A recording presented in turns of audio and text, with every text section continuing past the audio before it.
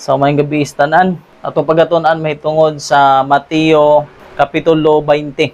Kini nga pagtuon, gitawag ni siya from Eden to Eden.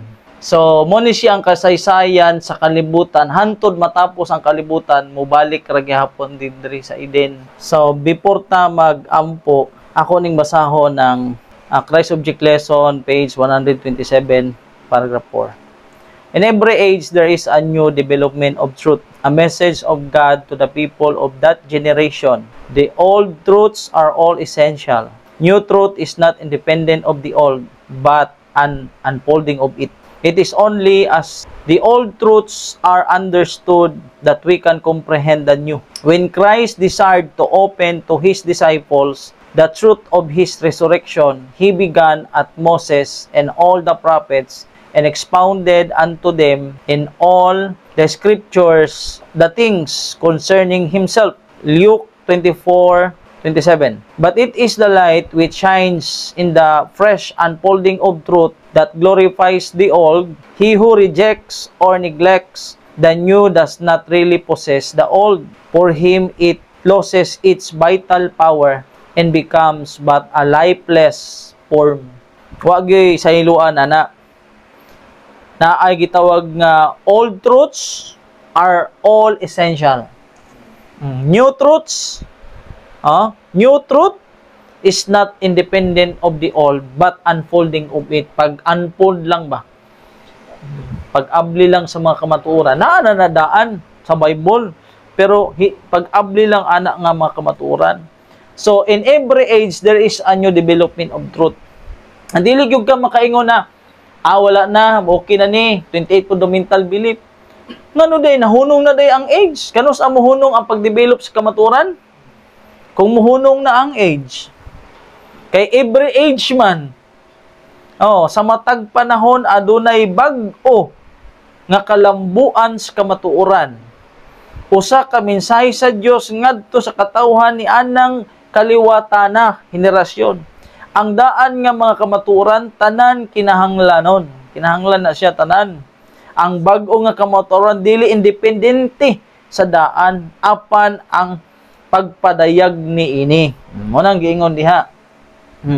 Ingon dire, but it is the light which shines in the fresh. Pag moingon ganig fresh, dili karaan, dili old, kay fresh man.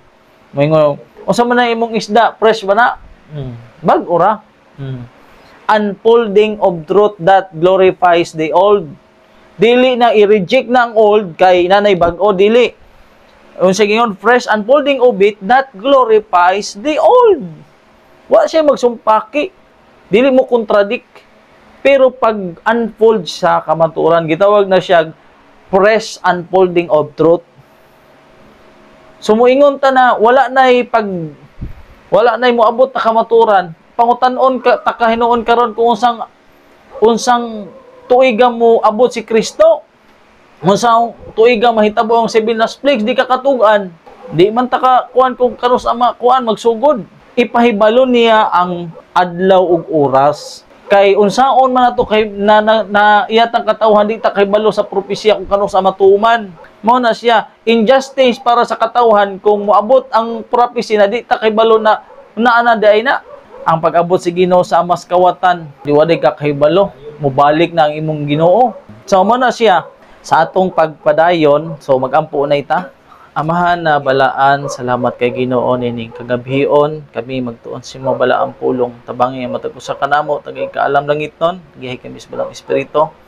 Aron ang pagtuon karon Ginoo, among masabtan, mga mensahe nga imong gusto ipasabot diri kanamo. Salamat Ginoo sa imong kaayo, sa imong gugmas sa pag-ampo sa ngalan ug gahom sa manluluwas mas Hesus Kristo. Amen. Dirita sa Matthew 20. Ang Matthew 20 gitawag na siya sambingay or sa English parabolo. Ang mga pulong sa Ginoo kadalasan ana gikuan niya sambingay ba. Mugamit siya mga example para ang tao makadali ra makasabot. Dili siya mogamit og sambingay na ang tao maglisod kundi para makasabot. Okay? Ingon siya sa Mateo 13:10, og sa miduol ang iyang mga tinun-an na nag-ingon kaniya, nganong nagasulti ikaw kanila sa mga sambingay? Kay siyempre, pag ang Ginoo mo lecture, mo study, sa kadaghanan, siyempre ang mga disciples niya minaw, di ba? Matikdan nila na, uy, mga sambingay man. Pero pag abot na sila na, ang sangbingay niyang gisulti sa kadaghanan, iyan itong isulti.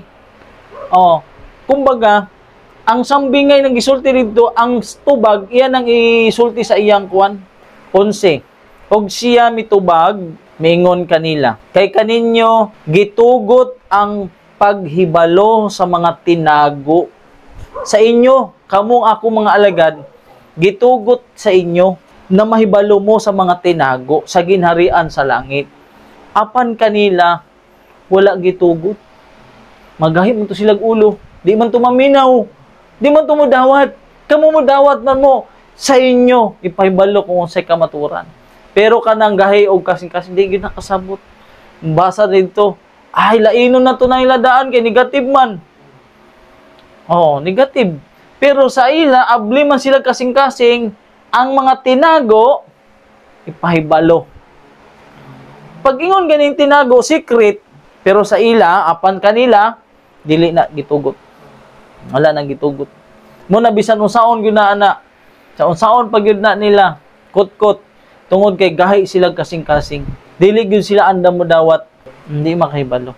So, ingon dire, again Christ had truths to present which the people were unprepared to accept or even to understand. For this reason also he taught them in parable. Pagkita niya gahig mga kasing-kasing. Siyempre, kabasagod siya sa mga kasing-kasing. So, iyan na lang ipamaaging parable kay ngano. Dili sila andam to accept sa pagdawat or even to understand. Mo na ang hinungdan nga, iyan na lang pamaagi sa parable. During the last months of Christ, His ministry, many of Christ's parables were spoken. They could not mistake His meaning, yet they could find in His words nothing on which to ground an accusation against Him. So, mana siya ang parabulo. Karon, ang atong pagatunan mahitungod sa parabulo sa chapter 20. Ang chapter 20 pa lang, gikan sa Eden, hantod sa Eden. Pero naaban ni sa 28 fundamental belief. Moingon na sila, wala man na sa 28 fundamental belief, bro. Di na to na dawaton. Di naman na ato. Unya Bible man na. Dirita sa 20, versikulo 1. Ang ginarian sa langit sama sa usa ka amahan sa panimalay nga milakaw sa kaadlawon sa pagpangita og mga mamumuo sa iyang parasan. So ang tag-iya sa parasan, milakaw siya sa buntag pagyod. Nangita siya mga sulugoon na motrabaho sa iyang parasan. Pagkahuman sa verse 2 og sa nakigsabot na siya uban sa mga mamumuo, usa ka denaryo ang adlaw sa iyang gipaadto sila sa iyang parasan. So ingon siya, ang sweldo usa ka denaryo, usa ka dinar ang sweldo sa usa ka adlaw. Og milakaw siya sa ikatulong takna og sa iyang hingkit-an ang uban pa nga nagatindog nga walay buhat sa baligyaanan sa merkado o palengke or marketplace. So sa ikatulo nga takna, nakit-an niyang uban na nagtindog dito ay gibuhat yung siya adto pud mo, bayran ta mo. Og miingon kanila, umadto usab kamo sa akong parasan og paghahatagan ko kamo nga angay kaninyo og nangadto sila. So, ikatulo katakna, sa adto mo. Kita niya sa merkado, adto mo sa akong kuan, kay bayran ta mo kung saang rate. Verse 5, og siya milakaw pag-usab sa nahaduol na ang ikaunom ug ikasiyam nga takna og nagbuhat sa maog gihapon. So, milakaw siya sayo sa buntag, ikatulo ka oras, ikaunom og ikasiyam ka takna. Okay? Nanay upat. Verse 6, og sa nadul ng ikapulo og usa ang takna. So, ikalima na pagdawat. Milakaw siya og hingkit aniya ang uban pa nga nagatindog og miingon kanila, nganong nagatindog kamo dinhi sa tibuok adlaw nga walay buhat? Yang gipangutan na tindog man mo diri way buhat. 7. Sila nag-ingon kanila. Katong mga tao nga gusto gyud nila mobuhat pero alas 11 naman wa may nag-hire nila, ingon sila. Kay walay misuhol kanamo. Gusto nila magtrabaho pero wa may musuhol nila. Iyang giingnan sila, umadto usab kamo sa parasan og magadawat kamo nga angay kaninyo.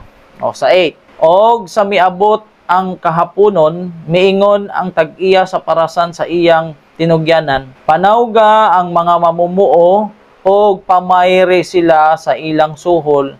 Sugdan sukad sa mga ulahi, sugdan pagbayad ang hindi itong nauna ha, sugdan sukad sa naulahi ngadto sa mga nahauna.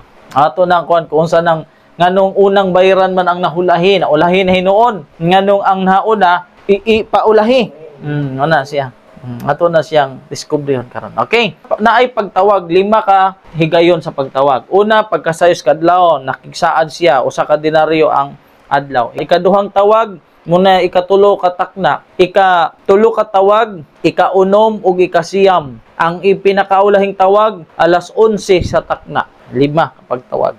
Ang mga parabulo na kinahanglan masabtan, yung householder, kinsa, pila ning pini a day, early in the morning paggawas niya, tas kanang mga mamumuo, ang vineyard o ang marketplace. Una nga pagtawag, sayos kabuntagon, ikaduha, third hour, ikatulo nga pagtawag, ikaunom ka oras, ay kaupat, ikasiyam ka oras, ug ang ikalima, ika-11 ka oras o 11 hour. So, importante na sa parabulo. So, diri unay ta sa oras. Oras unay natong kuanon kay mga oras man ni bisgutan, di ba? Oh, sayo sa buntag, oras gyapon. So, sa John chapter 11:9, si Jesus mitubag, dili ba napulo og duha ang mga takna sa adlaw? Ang nagalakaw sa adlaw dili mahipangdol kay nakakita sa kahayag niini nga kalibutan. Kining John 11, ingon ang mga disipulo, Ginoo, di na ta balik dadto kay upusir man na sila. Itukmod pa manganitas pangpang, batuon pa mangganita. Ingon ang Ginoo, palandungan ninyo ang orasan.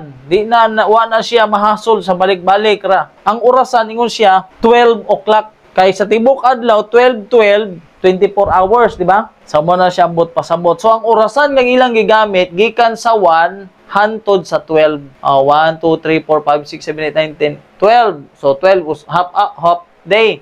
Tapos gikan 12 1 2 3 4 hantod sa 12. So 12 plus 12 equals 24 hours. Okay? Lahi ang orasan nato. Kaya ang orasan nato lahi man. Gikan man ta magsugod man ta sa 6. Tapos nanto sa 12, tapos ngadto sa 12, nanto na po sa 6.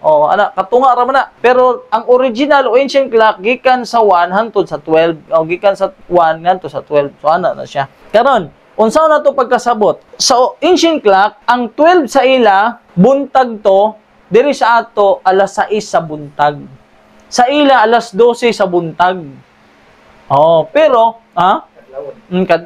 diri sa ato buntag alas 6 na. Dito sa una o early in the morning, ang ikasunod nga tawag na third hour, buntag to alas 3 sa buntag. Pero sa ato diri sa clock na to, alas 9 sa buntag. Dito sa ila si kaunom nga pagtawag, ikatulo siya nga mga mamumuo, alas 6 sa udto. Pero diri sa ato, alas 12 na sa udto. Nakuha ni mo? Dito, sunod na, ikaupat na pagtawag, gitawag sila sa alas 9 sa hapon. Ang alas 9 sa hapon sa ila, alas 3 sa hapon sa ato. Ang ikalima nga tawag, gitawag siya sa alas 11 sa hapon, pero sa ato, alas 5 sa ato. Usa na lang ka oras, mag-sunset na. So, kana nga oras, diha sila gitawag. Usa na lang ka oras, alas 5, usa na lang ka oras para mag alas 6. Nagtawag pa ang Ginoo sa usa na lang ka oras. Usa na lang ka oras. Karon dirita. Sa 20, nagisgot siya og kaadlawon o gitawag nga siya early in the morning. Gikan sa alas 12 sa buntag sa diri sa ato alas 6. Okay. So, pag muisgot ganig morning, dili kay para buluman, bot pasabot, dili na siya literal nga morning. Kahayag siya na espiritual. Unsa man ang kahayag na espiritual? Sa laing translation, kadlawon man na sa King James, pero sa laing translation, sayo sa kabuntagon. Kay kini siya, kining sayos sa kini siya, alas 6 man na siya, muna ang pagtawag, di ba? Atoy ko na. So, karon sunod, ikatulo ang takna, muna siya, ikatulo, sunod, ikasiyam, Oo, ika-6, sunod, ika-unom. Udtong tutok. Kini udtong tutok kana alas 12 sa ato diri, sa ila alas 6 sa udto sa ila udtong tutok na sa translation. Muna mo gamit po tag line translation. Ang gingon di ikasiyam na takna sa ila dito na alas 3 na sa ato diri dito lang ikasiyam. So ato lang gikuan ha para dili ta maglibog kay maglibog ganita ng mga oras di gid ta katunong sa abot pasabot. So dool na ang ikanapulo og usa. 11 dito sa ila diri sa ato alas 5. So usa na lang ka oras. Okay? So ang derita dito sa clock. Ang una nga pangutana kinsa man ang tag-iya sa panimalay. So ang tubag diha walay lain kundi ang amahan. Sumala sa Review and Herald July 24, 1900. Sigingon, the way in which the parables the owner of the vineyard dwelt with his workers represent God's dealing with the human family. Ang Diyos, ang amahan, siya ang householder. Kay parabuluman, mabasa pa ni siya sa Christ Object Lesson. The householders dealing with the workers in his vineyard represent God's dealing with the human family. So ang amahan gyud ang householder. Okay, householder siya. Karon kinsa man ang mga mamumuo?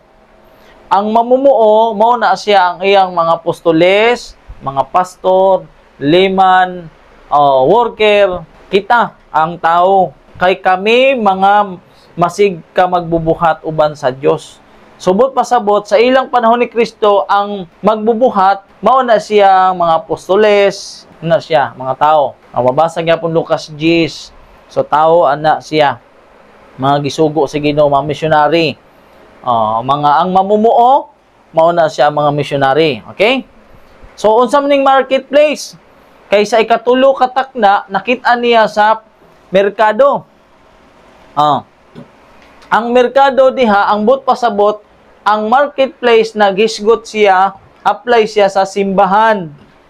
Dito niya kuhaon ang mga magbubuhat. Ang mga magbubuhat, ang mga worker, dito niya kuhaon sa merkado. Ang merkado nagrepresent sa church. Asa day ka mo kuhag mga layman, mga pastor, dito man sa church. Ang marketplace nga gisgutan sa Biblia, ambot pasabotan na simbahan. The words of Christ apply to the church. Why stand ye here all the day idle? Go ye also into the vineyard, and whatsoever is right, that shall ye receive. Church, ambot pasabot. Okay? So, ang mga magbubuhat, mga worker, laborers, gikan sa church. Okay? Simbahan. So, ingon diri. Dirita sa Signs of the Time. This parable, Christ employed an illustration with which all were familiar in Europe. This custom still remains. Padayon di na siya. Those desiring to find work, ikaw, limo gusto nangita og trabaho, ayaw na si bisan asa ka pa mo adto.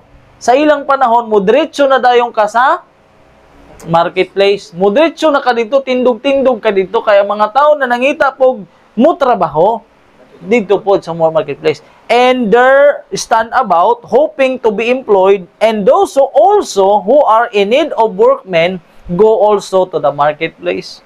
So di na ka maglisod kay to naman dito tanan.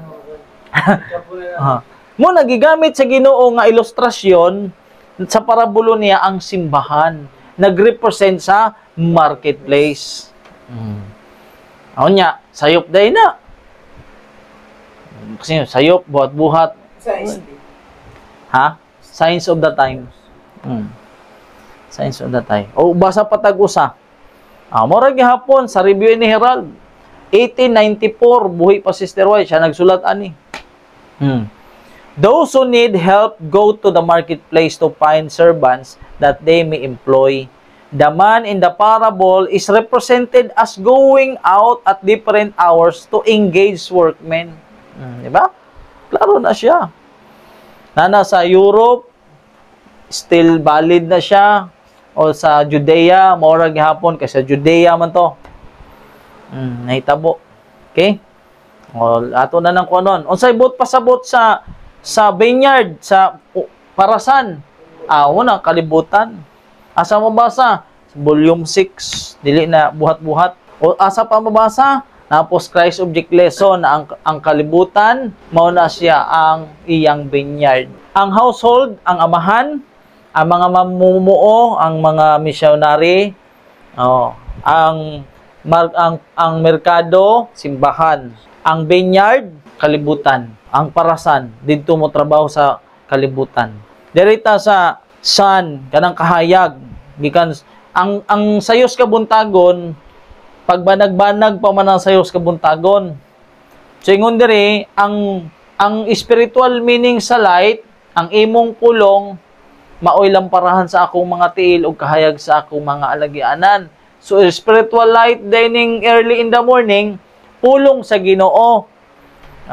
But pasabot, ang early in the morning mao na ang paggawa sa pulong sa Ginoo kay mao na ang pagsugod sa pagsulat sa Bible. Kay ngano man thy word ingon diri di ba? Psalms 119, 105 ang imong pulong maoy kalamparan sa akong mga tiil ug kahayag sa akong malagianan. Sumala sa great controversy. Mabasa na siya nga thy word, said the psalmist, is a lamp unto my feet and a light unto my path. Psalms 119, 105. The two witnesses represent the scriptures, the Old and New Testament. So ang spiritual light dito pagbanag-banag sa kabuntagon, dito nagsugod ang pagsulat sa Bible. Okay, word of God ang kahayag. So, ang denaryo, unsay bot pasabot sa denaryo o reward, sweldo, mao na siya ang gitawag nga kinabuhing walay katapusan. Kinabuhing walay katapusan. The gift of God is eternal life on condition of entire obedience. Dili magsupak, musunod. Entire obedience. Tanan, sundon tanan. Kung mutuo lang ka sa third angel's message, na mo na ang lawas, tapos ang lawas, way kamot, useless. Hinto sa third angel, pero sa right arm, ingon dito na ang right arm ay protection o depensa sa lawas. Karon kay lawas naman imong gidawat. Ang tao daw nga walay kuan ingon useless. Ang ingon dito useless. Kay way depensa sa lawas. Ang depensa sa lawas mao na ang right arm. Unsa man na health reform. So, ang una nga gitawag dito alas 12 early in the morning. Kita ka to? Kita ka na murag katunga na Bible? Kay diha ang early in the morning, diha gisulat sa panahon ni Moses. Diha ang pagsugod sa pagsulat sa Bible. Si Moses ang unang early in the morning laborers diha nga gitawag sa iyang vineyard, si Moses. Kamo gani sa Lucas 24:27 og sa gisugdan niya gikan kang Moses. Ikaw asa ba din mo sugdan didto? Musugod gani ka, kung kinsa una nimong gitawag, dito ka magsugod. Asa gisugdan kang Moses og sa tanan nga mga manalagna. Okay? So gikan kang Moses. So gisaysay na sa Ginoo kanila ang mga butang sa tibuok nga kasulatan. Mabasa ba na? Atong basahon para dili ta magkalahig pagtulunan. During the first 2500 years of human history, there was no written revelation. Kini nga panahon, walay Bible dire. During the 2500 years of human history, there is no written revelation. Muni nga part, walay Bible diha. Those had been taught of God, communicated their knowledge to others, and it was handed down from father to son through successive generation. Kini nga panahon, walay Bible diha. Di sa panahon ni Noah, walay Bible diha. Dire walay Bible. Kaasa nagsugod ang pagsulat ng Bible? Dire sa early in the morning. Kay kinsa panahon from Moses, the preparation, o say preparation dire. The preparation of the written word began in the time of Moses. Moses siya naggiya. Gikan dire kay during 2500 years of human history, there is no written revelation. Nagsugod dire sa sayos kabuntagon. Ibig sabihin, spiritual light na mao ang pagsugod pulong sa Dios. The preparation of the written word began in the time of Moses. Okay? May mabasa. Dili na himo-himo. The Jews had been first called into the Lord's vineyard.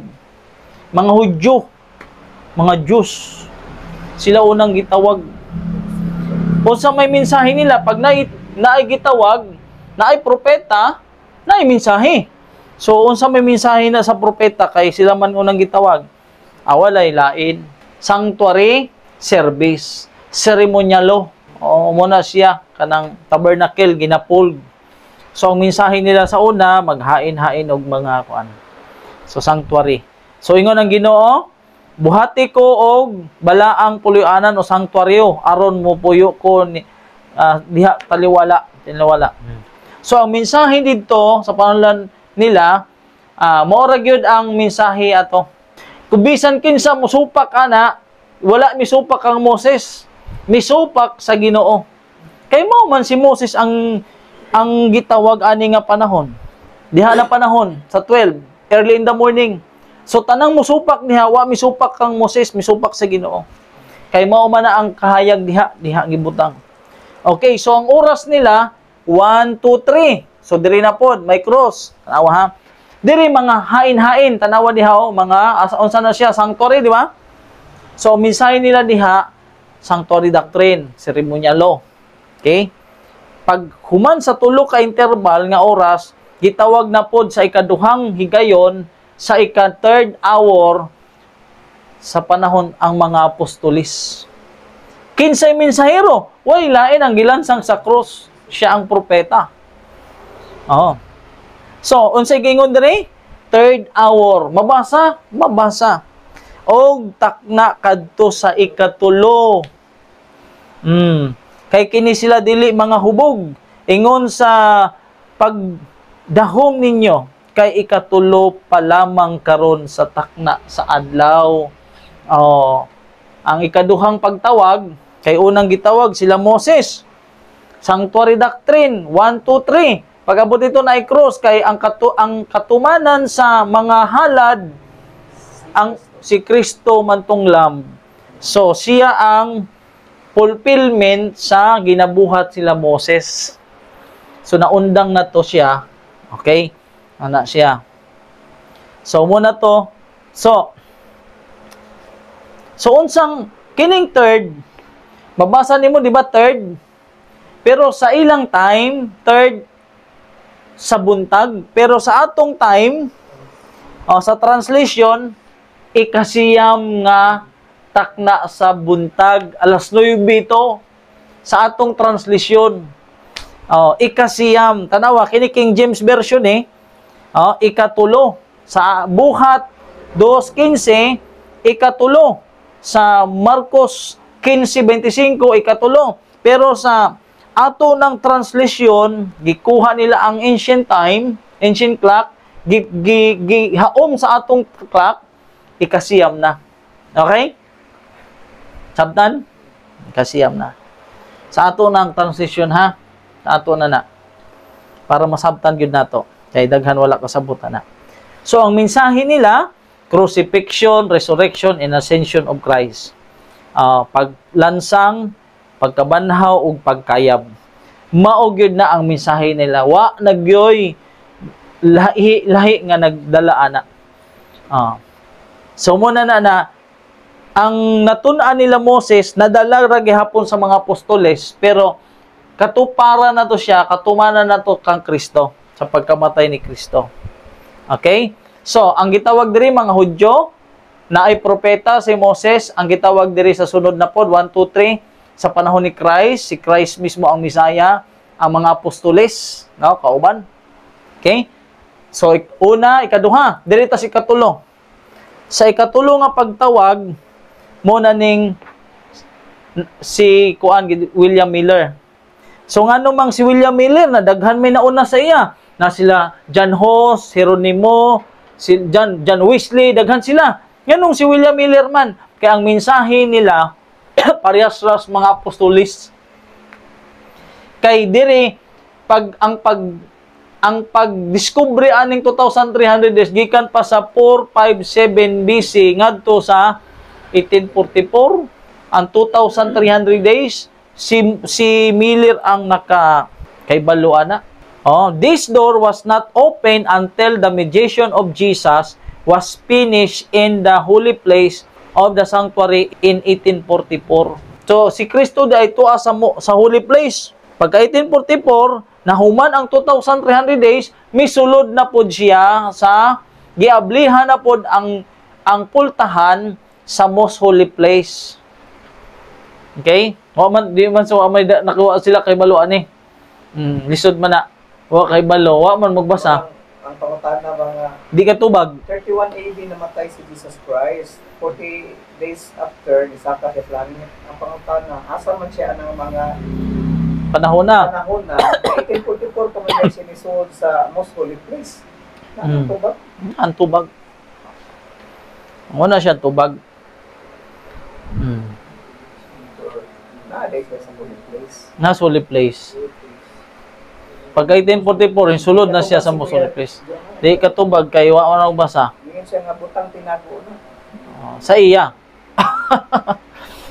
At the time appointed for the judgment, the close of 2,300 days, in 1844 began the work of investigation and blotting out of sin. Diha natapos. Natapos ang 2,300 days, pero nagsugod na pod ang paggitawag ng investigative judgment. Okay?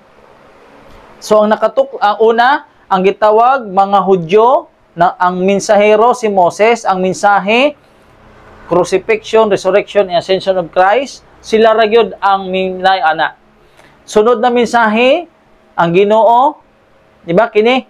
Sanctuary, meaning kini sanctuary, tapos diri na si Kristo na ang pinakaulahing halad, ang mensahe crucifixion, resurrection, and ascension. Kaduha, diri 2,300 days. Miller, ngano man? Ang mensahe ni Miller mao man ay hayag kaayo, tin-aw ba?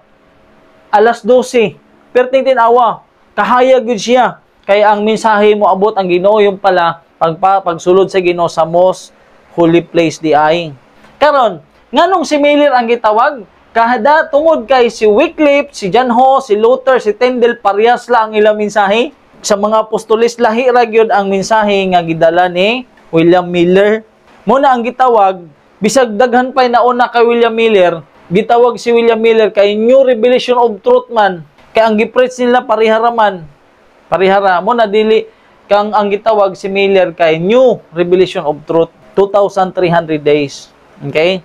Dire sila Moses, ang mensahe sanctuary doctrine, nga halad, sunod kan Jesus Christ, crucifixion, resurrection, ascension of Christ, ang fulfillment sa halad natuman kang Kristo. Sunod nga gitawag 1, 2, 3 gikan sa 4, 5, 6 tulo ka oras interval gikan diri tulo.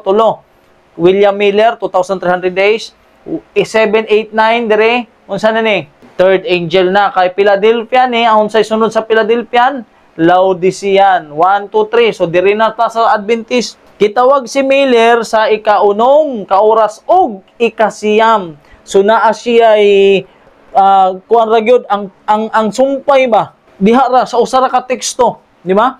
Ika-unom ug ikasiyam ang takna. So magduol na sila ngano man kay ngano si Ellen G. White gikan sa Millerites movement, gikan siya sa Methodist, tapos na Millerites, tapos na Adventist. Ika-unom ug ika siya mag closely connected siya o related, closely related.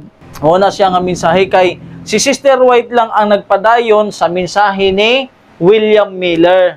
Og siya mingon kanako, kinahanglan na managna kapag usab. Pag managna pag-usab, dili na si Miller ang gitumbok ana kundi lahi na ngadto sa daghan. Mo ni siya ang mensahe sa Adventist di kahuman sa bunato. Ngano man? Dingon diri daghan mga katawhan og kanasuran og mga sinultian og mga hari. Pag muiskod ganig daghan, many, not all. Ang Revelation 14, all nation, every nation. Kaya nga naman, ang prophecy sa Seventh-day Adventist, many lang, dili gyud sila kahuman bisan unsaon para nila og di gyud sila kahuman sa buluhaton kay ang muhuman sa buluhaton ang mensahe sa ginharian. 10:11. Mao man ni siya ang fulfillment sa Seventh-day Adventist. And he said to me, you must prophesy again about many peoples, nations, tongues, and kings. Many, not all. So mao na bisan unsa pagpaningkamot sa General Conference, di gyud makahuman ang mensahe nga kulang. Tuog, mensahe tulo ka mulunda, pero wala mi tuo sa right arm sa mensahe. Uy, dipinsa. Dipinsa na sa lawas. Sige nga na. Desire sa Ginoo. The Lord desires His church. Unsa nga church? Catholic Church? No? Seventh-day Adventist? Gusto ra bagud mo angkon ato iglesia to be a perfect body. Usabot pasabot perfect body, YTL, way kamot. Pag moigod gani perfect body na atanan, not all arms dili tanan kamot, not all body dili tanan katlawas diri puro lawas dili without arms, but body and arms together. Perfect body ba? Nakay kamot, nakay tiil, nakatanan, perfect ba? Why kulang? Every member working as a part of the one great whole. As the right arm is connected with the body. Wag yung kayong makitaan nga tao nga ang iyang kamot separate. So, the health reform and the medical missionary work is connected and is to work efficiently as the right arm. Unsa right arm? Health reform. Unsa may gamit sa right arm? For the defense of the body of truth. Karon kay lawas naman ang imo, wa man kay right arm. Away depensa na. Perfect body. Lalim ka nang ang gituuhan lang, lawas lang, di man walay kwan mo na, why kamot, why right arm? Kinahanglan pa ba nato dihag professor o scholar na? Marag klaro naman gyud na. Wala siya, di ba? So dili ka human kini nga movement. Kay kung kahuman pa ni, di nang Ginoo mo tawag. Nga naman, kay diri ra man ang gihatag. Ang mensahe tulo ka mulunda mao ra ni judgment for the dead. There was a mighty earthquake, the graves were open, and those who had died in the faith under the third angel's message. Namatay under sa third angel's message. Dili ba apil ang vegetarian? Mo siya, wa man ay apil sa kaluwasan ang vegetarian oy. Taka rawan mo. Wa man ay wa man ay apil. Di ba? Pero imong tan-awon, imong basahon mo na di mo basa expert prophecy hadlok kay ngano didto man mabasa. Kadtong mga nailalom sa pagtuo sa tulo ka mulunda, keeping the Sabbath, came forth from their dusty bed glorified. So ang tanang nabalaan sa mensahe tulo ka mulunda nga nangamatay motoy maluwas. Pero wa gani midawat sukol pa. So, ang mensahe sa Seventh-day Adventist, investigative judgment for the dead.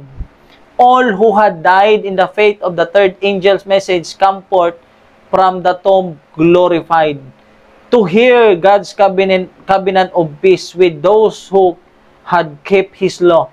So, unsay mensahe sa Seventh-day Adventist? Judgment for the dead. Many, not all. Kay kung all pa, di naunta mo tawag, tanawa ha? Kay kung all, si Moses, mga Jew, ang mensahe, ceremonial service, sanctuary doctrine. Ang ikaduha, mga apostoles, ang mensahe, crucifixion, resurrection, and ascension. Ang ikatulong pagtawag, Family Rights Movement, 2,300 days, about worship. Tapos ang ikaupat nga pagtawag, kung makahuman pa ni siya sa buluhaton, dili na unta mo tawag og ika-11. Ngano man, kay ang prophecy, di man all, many ra, daghan. Kay kung all pa, di na mo tawag ang Ginoo og ika-11 hour. Kuy makahuman pa ni, di na siya mo tawag og ikaupat para mo join diri. Kaso kung mo join diri, panaon ka, palayason man ka kay offshot. Tanawa ha, nganong mitawag ang Ginoo og na usa naman lang ka oras, masunset na. Nganong mitawag man siya na late naman ang adlaw. Ngano man, the conviction is gaining ground in the world that Seventh-day Adventists are giving the trumpet uncertain sound. Kay balo ka ng gitara, bisan nindot imong gitara pero nay usa diha nga yabag, mayabag na siya tanan. May balo ra bagyog ka kung nayabag na usa. Mo nay giingon na yabag. Ang Seventh-day Adventists are giving the trumpet, gitagan trumpeta, pero wala na mitingog sa saktong tingog. That they are following in the path of worldlings. Pagkakalibutanon ba? Dili man sila makahuman. Muna na kung makahuman pa, di na unta mo tawag. Unsay giingon? Daily, the church is being converted to the world. Unsaon man na, di mo tawag ang Ginoo na dito naman mo nagtrabaho sa kalibutan, imbis na diri mo sa iyang mensahe, dito naman mo sa kalibutan. Kaya imbis na unta ang Seventh-day Adventist, maunay mo impluwensya sa kalibutan. Siya na mahinoy na impluwensya sa kalibutan. Mga sayaw-sayaw diha, mga unsa pa na diha, tinuod ba ya? Pero sakit kayo tan-awon, kanang ipo sa mga Katoliko. Wa sila masakiti, ana. Nga, nagsayaw-sayaw diha, grabe ang mga kuan. Sakit ba ya palandungon kung ikaw lang tinuod? Ikaw tinuod ka na nagyug kay gugma sa kamatuoran? Masakitan gyud ka sa mga gipanghimo kay nauwawan ta ba? Ang tinuod man ang mauwawan, dili man mauwawan ang di tinuod. To its practices, its custom, its selfishness, the church has gone over to the world in transgression of the law. Kinsa? Seventh-day Adventists. Custom practices. Unsay giingon? The greater deception can come upon human mind sa atong nahuna. Greater deception na moabot sa atong nahuna that a confidence ta that they are right na sakto gyud na. Sayop gyud ni sila kay offshot ni when they are all wrong. Unya makahuman ka pa sa buluhaton na all wrong man. Nganong na all wrong man? Mensahe gani sa health reform gisupak na mensahe man nas tulok ka mulunda. What greater deception can come upon human minds than a confidence that they are right when they are all wrong? Tan-awa ra gyud ang ilang gipang butang diha. Unsa ba ni unod atong ilang gipang kuan taon? Na dili man tao ang naghimo ato. A sad deception. Sad deception, yet honest in that deception. Ngayon, na-deceive ba? Na-deceive ka, wa ka kibalo. Makasusubo nga deception na moingon na sila gyud ani sila na wa siya kibalo. Kay ngano wa kibalo? Di maminaw. Supak man, the message of the true witness breaks their security by startling denunciation of their true condition.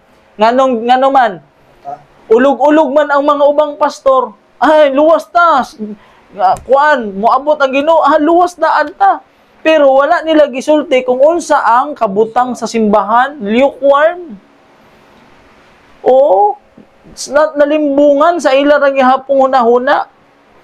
O, ang true witness nagsulti kung unsa ang kabutang sitwasyon sa iyang simbahan. O sa may sitwasyon sa iyang simbahan, spiritual blindness. Mas okay pa ng buta kaysa spiritual blindness. Mas maayo pa nga ang buta kaysa nagpabuta-buta. Lisod yun makakita ang nagbuta-buta. Ang taong mata lisod po kawon. Kini pod spiritual blindness lisod na ni. Unsay kabutang sa Laodicea ni? Spiritual blindness, poverty, and wretchedness. The testimony so cutting and severe cannot be a mistake, for it is the true witness who speak, and his testimony must be correct. Unay, correct pa nimong sulat ni Sister White. Ang perfecon pa ba? Ang correct, masayok ba? Una, diingon gani diha, must be correct. Tapos, mga scholar, mga theologians, koreksyonan ra bagod Sister White kay nagtuo sila grade 3 ra. Sila nag-eskwela upat ka tuig. Ang uban nagmasteral. Title ra na, mawala ra na pagabos langit, pare-pareha sa ta dito kung malangit, di ba? So mao na siya. Di gyud na kahuman nga kondisyon. Unsa nga kondisyon? Spiritual blindness, poverty, and wickedness. Makahuman sa buluhaton day na dili. The message to Laodicean is applicable to Seventh-day Adventists who have had great light, dakong kahayag, and have not walked in the light. Nindot yun unta, dako ang kahayag, pero wala na mulakaw sa kahayag. Unya, makahuman day na, dili kahuman. Dako ang kahayag ba? Makitaan yun ni mo, kutob sa naikahayag. Naikahayag na dako, diri yun taon sa ngit-ngit. Ang sige ingon, isuka ko ikaw sa akong baba, kung dili ka magbasol. Unsaon pagkabasol, nawa kasabot. Makabasol ba ang tao, nawa siya kasabot, na nakasala siya, kang iyang tanaw siyang kugalingon, luwas siya, tinuod siya, siya nasasakto. Makaripint ba ang tao na nagtuo siya siyang kugalingon nga, wa siya sala? Di ba? Di kahuman. Mo na ang Ginoo mo tawag pagyud og lain nga kanang sa 11 hour na ingon ni Sister White, sad gyud siya kay unsay gibuhat sa uban, they are at ease. Mabasa ninyo gamay ra no, they are at ease, believing themselves to be in an exalted condition of spiritual attainments. Giunahuna nila na daghat na kuan kayo, bibo kayo. Because thou sayest, I am rich. Mo day na ang interpretation day ana nga gihilang hinahuna na ani lambo ta, okay ta. Ang suon day na because thou sayest, sila lang nagsulti, I am rich and increase with goods and have need of nothing. And knowest not, na dili wala sila gyud kasabot, that thou art wretched and miserable and poor and blind and naked. Nakita na ka na, bro? Ang tao nga makaluluoy, nakita ka na miserable, pobre, buta, ug hubo. Nakita na ka mga taong grasa diha sa highway na. Tanan kini nakita na ka na buta siya, hubo siya, wala oy, nako nakitaan buta. Pero kini na kondisyon, grabe na gyud ni. Naana niya tanan nga pagka miserable. Pero unsay iyang hunahuna, I am rich and increase with goods and have need of nothing. Unsay ingon niya, ako dato mauswagon, wala nay makulang nako. Muna siya ang makasusubo gyud kaayo nga kahimtang sa mabasa ba? The message to the Church of Laodicean is startling denunciation and is applicable to the people of God at the present time. So, unsay gingon sa propeta? Unsay gingon sa propeta? I am filled with sadness when I think of our condition as a people. Ingon siya, the Lord has not closed heaven to us. Wala pa mahinuon na close ang langit sa ato. But our own curse of continual backsliding has separate us from God. Kung hiana de ang kahimtang sa iyang katawan, mahuman ba ang trabaho? Mahuman ba? Makahuman ba? Wala na sila mi kuan gyud sa buluhaton nagihatag sa Ginoo niya. Wa kay balo ang Ginoo ana. Unsa man gingon? Pride, covetousness, and love of the world have lived in the heart without fear. Walay hadlok of banishment or condemnation, grievous and presumptuous sin. And yet, the general opinion, unsay opinion sa general, is that church is flourishing and that peace and spiritual prosperity are in all her borders. Kita no? Imo mga kuan ana daghan kayo. Labi na magtigom-tigom na ang kuan mga kaigsunan. Ani, balik ng Ginoo. Luwas na ta. Luwas na gyud ba? Pero kung imo istadihan diya, awa na, di na. So, pagkaluwas, luwas gani ka, open-minded ka. Nindot na, brad. Tapos, musunod ka. Unsa ang pagkaluwas ana? Balo naman ta ana. Unsa pa gingon? The church has torn back from following Christ her leader and is steadily retreating toward Egypt. Yet are few alarmed or astonished their want of spiritual power, doubt, and even disbelief of the testimonies of the Spirit of God is leavening our churches everywhere. Bisan asa ka mo adto basag spirit prophecy, ipa-imbestigahan ka na dayon. Tanan sa mga iglesia mo na laganap na ang tao doubt, di mo tuog spirit of prophecy. Unsa gingon? Satan would have it thus. Ministers, mga pastor who preach self, ang ilang self ila, daghan na bautismuhan, daghan kaayo mga wali, pero tan-aw na to kung pila ka buwan kung Adventista pa ba na. Instead of Christ would have it thus. The testimonies are unread, wabasaha ang spirit of prophecy, and unappreciated. God has spoken to you. Light has been shining from His Word sa Bible and from testimonies. And both have been slighted and disregarded. The result is apparent in the lack of purity and devotion and earnest faith among us. Ngunya, masayop ni. Yung masayop. So muna siya, magbasa gani ka dito sulod as diha na sugod na sa mga membro, mga leader, shaking na siya. Uyog na simbahan. Kay nga naman, mauman na ang last deception of Satan. God's remnant people, dili mo tuo sa tinuod nga testimonya. Dili sila mo tuo. So, ang mga tao na musupak sa spirit prophecy mo, tambag ra na po, nalimbunga na, kay last deception man na ni Satan. Mga tao nga para di mo tuo, so mo na siya, lupan yung gayo. So, dirita sa ang ikalima nga pagtawag. Alas 5 na sa hapon o sa kauras na lang para humana mag-sunset, gitawag ang mga sulugoon. Kini siya, kini nga 6, nindot kay ni siya. Og sa nahaduol ang ika-10 og usa ka nga takna. 11 hour na. 11 hour na kini sila. Milakaw siya og hingkit aniya ang uban pa nga nagatindog og miingon kanila. Ingon si Ginoong Hesus, nganong nagatindog kamo dinhi sa tibok adlaw nga walay buhat. Nagtindog sila, ibig sabihin, nagtindog kapag gani, kita na ka na hapon na yung kaayon, hoping gihapon na bagay makuha ni mo, kay lalim ka ng alas 5 na. Kung ako siguro, hapon naman, alas 3 na, alas 4 naman, awalin ako. Pero sila alas 5, nakakuan kag o sa alas 5 sa hapon, nakatindog gihapon sila. Pag abot sa Ginoo nga nagtindog mo diri walay buhat. Ang sa gingon, ngadto mo sa verse 7. Wa man ako nabutang ang verse 7. Hintubag sila. Ang sa itubag nila sa verse 7, wala manggoy nag-hire sa amo. Kung basaw na, ngon diri sa verse 7, they said to him, because no one hired us, he said to them, you also go into my vineyard, and whatsoever is right, you will receive. Unsay kisay nagsugo nila, nag-hire, si Kristo ang nagsugo sa ila. Muna pinakanindot, kaya nagsugo si Kristo nagyod. Yun siya, gusto na mo magtrabaho. Bisag alas 5 na sa hapon, usa na lang ka oras, gusto gyud na mo trabaho. Yung sa Ginoo, adto mo sa akong ubasan. Kinsa man na, mga theologian ba ng sa 6 ug 7? Atong basahon, kay 6 ug 7 man eh. Gi-quote man eh.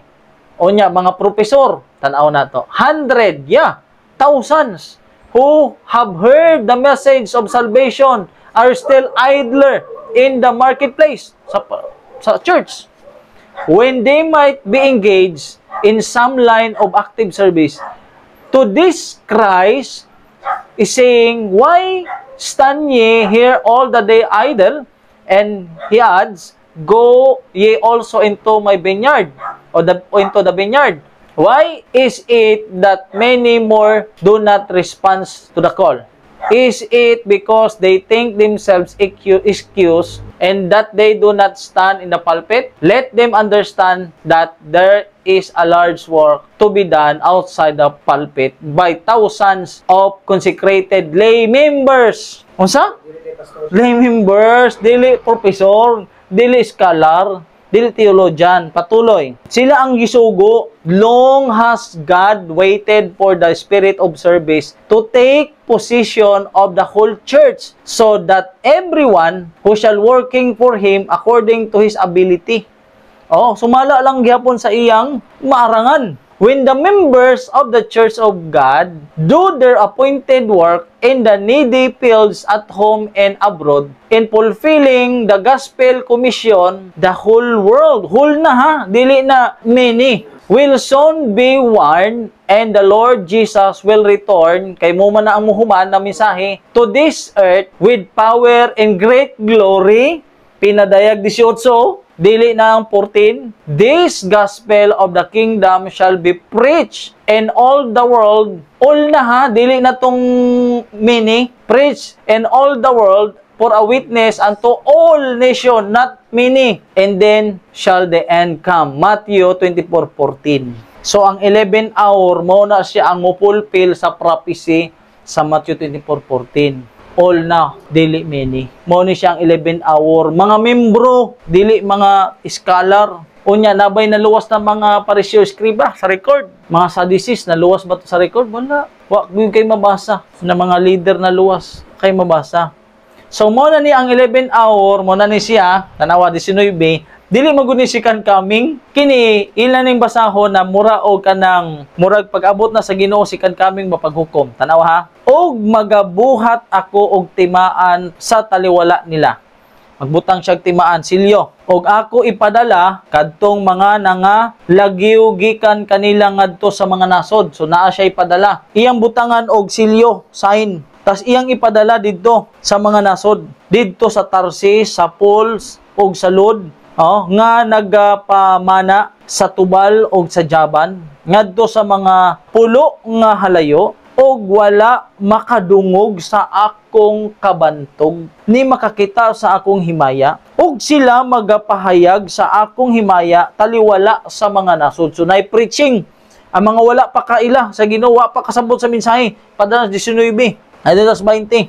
Og ila nga dadon ang tanan ninyo nga mga kaigsuunan, gikan sa tanan nga mga nasod, tanan na nasod, alang sa usa ka halad ngadto kang hiyuba. Sa loud cry ni siya, ibabaw sa mga kabayo, o sa sulod sa mga karo, o sa mga talabon, o sa ibabaw sa mga mula, o ibabaw sa mga kamelyo, ngadto sa akong balaan nga bukid, nga Jerusalem, nag-ingon si Yuba, sa diha nga ang mga anak sa Israel, maghatod sa ilang halad, sa usa ka malinis nga sudlanan, ngadto sa balay ni Yuba. Dili ni siya New Earth, dili niya New Earth. So, dadon ang tanan ninyo nga mga kaigsuunan, gikan sa tanan, tigumon didto. Pag-preach sa Matthew 24:14, dadon sa ginharian, tigumon didto. Ingon nga halad, nga limpyo.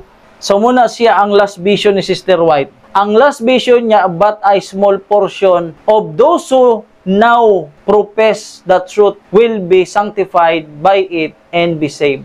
Daghan ba? Small portion raman.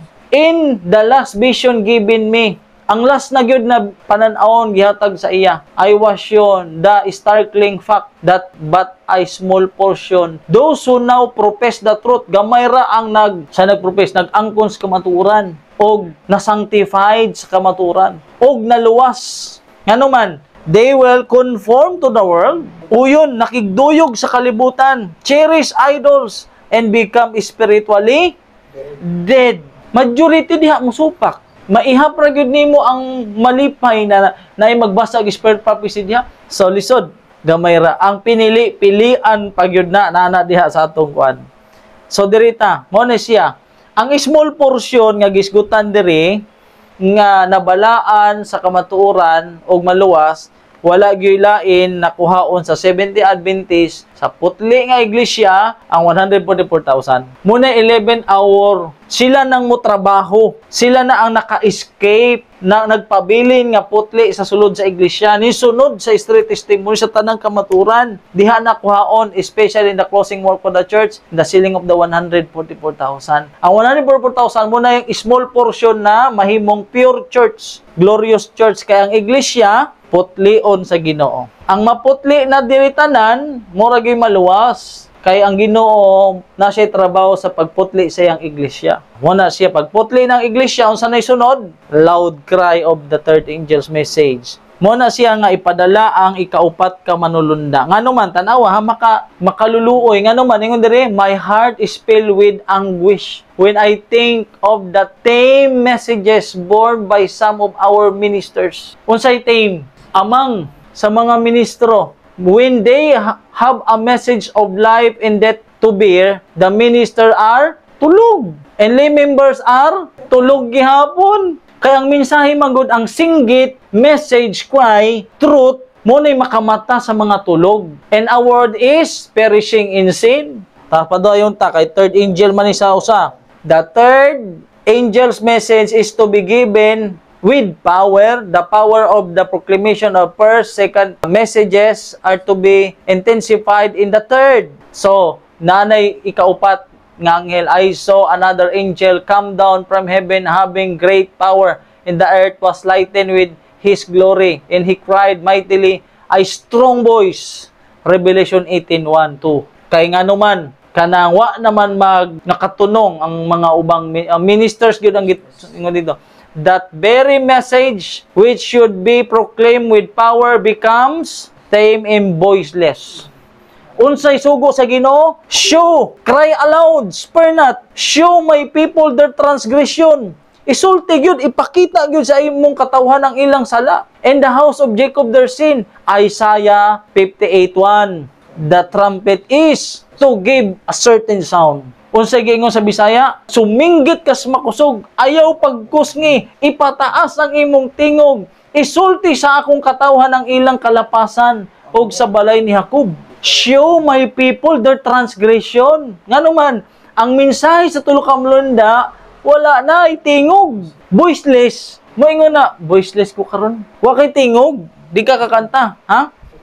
Suko sila. Suko sila sa ako. Suko sila sa Ginoo. Sa Ginoo sila suko. Di gani mo tuo og tulo ka manulunda, labaw na sa ikaupat. In doing this work, we are sounding the first, second, and third angel's messages, and are thus being prepared for the coming of that other angel. Pila ka anghel? Tanawa ang church, kung ang sabay na hibawaan sa church, sa tanan, sabay na hibawaan nila. Kini lang, di pag yun mo tuo sa health reform, kay kinira.